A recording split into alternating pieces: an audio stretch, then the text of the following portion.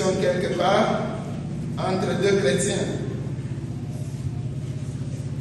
dont un était chrétien il y avait beaucoup d'années et un autre venait de se convertir à peine. Le nœud de la discussion, c'était de savoir entre les deux qui est vraiment chrétien. L'ancien chrétien de nom faisait éloge de tous les biens qu'il avait déjà fait. Combien il avait déjà nourri les pauvres, il avait déjà vêtu les prisonniers.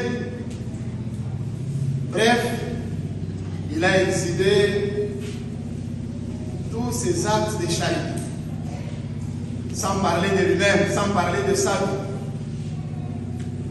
Le second, qui venait à peine de se convertir, n'avait qu'une seule phrase dans sa bouche. Et qu'est-ce qu'il va dire? Depuis que je suis devenu chrétien, ma vie d'hier est différente de celle d'aujourd'hui. Hier, j'étais pécheur, mais aujourd'hui, je pense que le Seigneur m'a saisi. Le Seigneur a fait que je puisse être son instrument. En gros, le second a parlé du changement de Satan.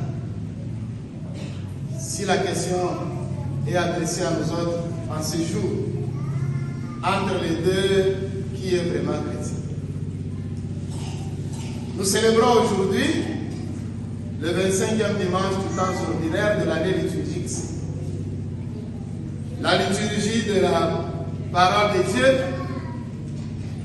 revient sur biens matériels, richesse, gestion, surtout argent.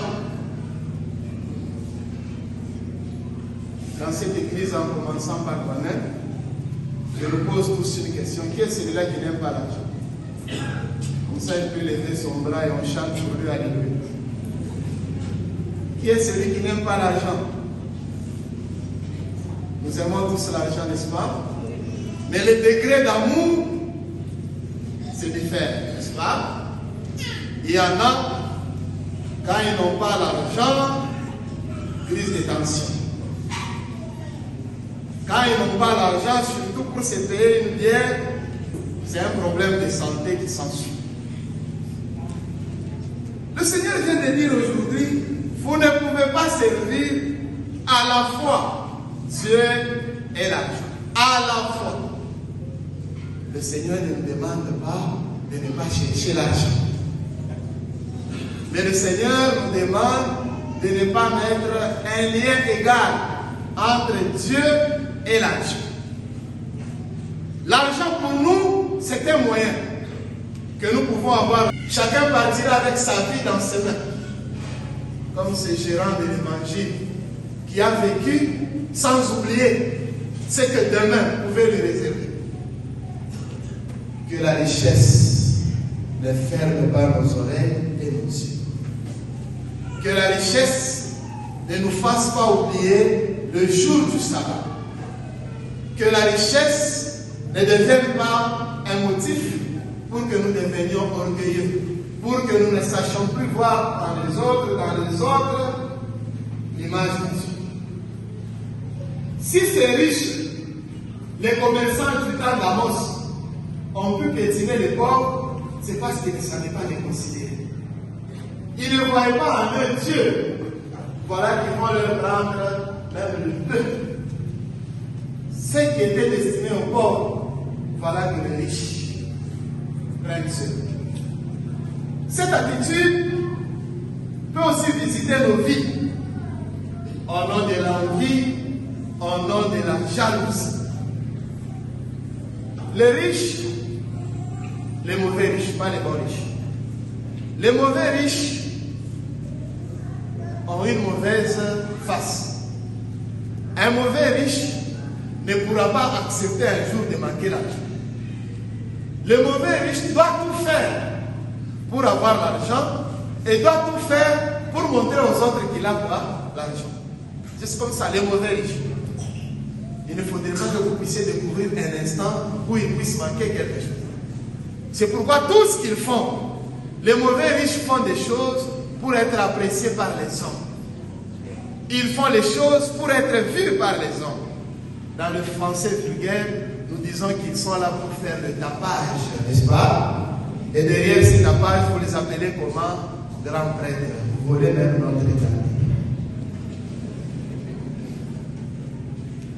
Un mauvais riche, il peut être seul assis dans une terrasse. Au lieu de commander une bière, il peut en commander 12. Comme ça, vous tous en passant par là, vous découvriez qu'il y a une personne, n'est-ce pas? 12 bouteilles. Mais si tu payes 1, 2, 3 en ordre, tu vas même t'enivrer logiquement. Ne soyons pas ces mauvais riches. Quand vous êtes riche et qu'il vous manque 2 choses, votre richesse ne vous servira à rien. Quelles sont ces choses? L'amour et l'honnêteté. Quand un riche n'a pas d'amour, quand un riche n'est pas honnête, sa richesse là c'est une voie de perdition. Mais le riche, quand il a l'amour, il peut accepter d'avoir et il voudra que ses amis aient aussi. Voilà ces riches que l'Église cherche. Voilà ces riches dont l'Église a besoin. Qui ne veulent pas seulement leur propre richesse, mais qui acceptent aussi la richesse des autres. Shalom, shalom. Et ces riches, le Seigneur veut que leur richesse les aide à rechercher Dieu. Leur richesse puisse être utilisée